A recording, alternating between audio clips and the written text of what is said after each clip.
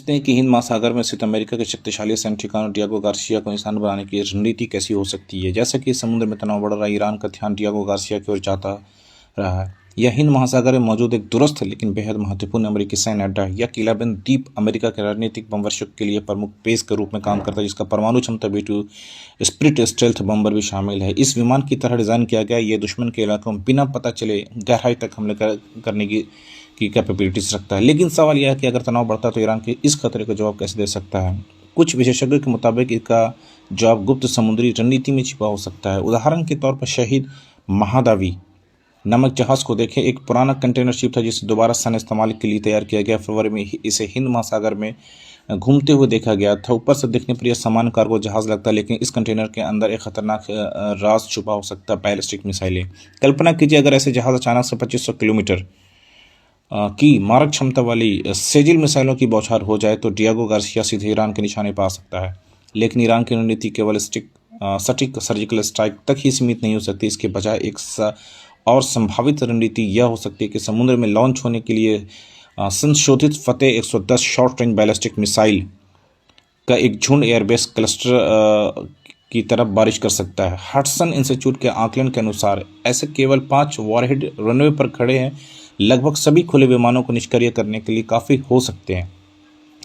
अगर ऐसा हमला होता है तो इसका असर बेहद गंभीर हो सकता है। एयरफील्ड बुरी तरह से क्षतिग्रस्त हो सकता है, हथियारों के भंडार नष्ट हो सकते हैं और द्वीप की महत्वपूर्ण सैन्य संरचनाएं काम करना बंद कर सकती है। इससे यह दूरस्थ किला कुछ ही पलों में एक जलते हुए युद्धपोत में बदल सकता है। इस दौरान ईरानी नौसेना के युद्धपोत भी चर्चा में रहे हैं।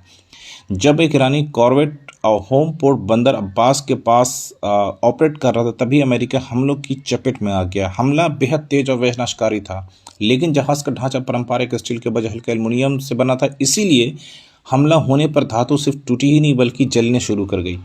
तकनीकी तौर पर कैटमरान प्रकार के जहाज़ों को समान जहाज़ों की तुलना में कम विस्थापन और कम ड्राफ्ट होता है।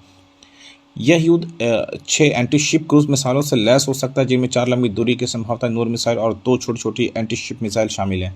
इनके अलावा संभवतः ईरानी युद्धपोत हो सकता है जिसमें वर्टिकल लॉन्च सिस्टम यानी VLS लगाया गया हो। इस सिस्टम सतह से सतह पर मार करने वाली क्रूज मिसाइलें के लिए 6 बड़े सेल और सतह से हवा में मार करने वाली मिसाइलों के लिए 16 छोटे सेल मौजूद हो सकते हैं। इन जहाज़ों में हेलीपैड नीचे एक क्रेन भी लगा होती है, जिससे तेज रफ्तार फास्ट अटैक बोट्स को समुद्र में उतारा जा सकता है और वापस लिया जा सकता है। लेकिन कहानी यहीं ख़त्म नहीं होती। यहाँ जहाज़ बेल 412 हेलीकॉप्टर को भी ऑपरेट कर सकता है, जिसमें पनडुब्बी रोधी क्षमता हो सकती है। इसके साथ साथ यह शाहिद UAV जैसे कई तरह के ड्रोन भी लॉन्च कर सकता है। दरअसल यह एक नई ईरानी जहाज़ शाहिद मदावी 240 मीटर लंबी कार्गो जहाज़ को बदलकर बनाया गया, यानी एक साधारण कंटेनर शिप को पूरी तरीके से दोबारा डिज़ाइन करके एक सैन्य एम्फीबियस प्लेटफॉर्म में बदला गया है।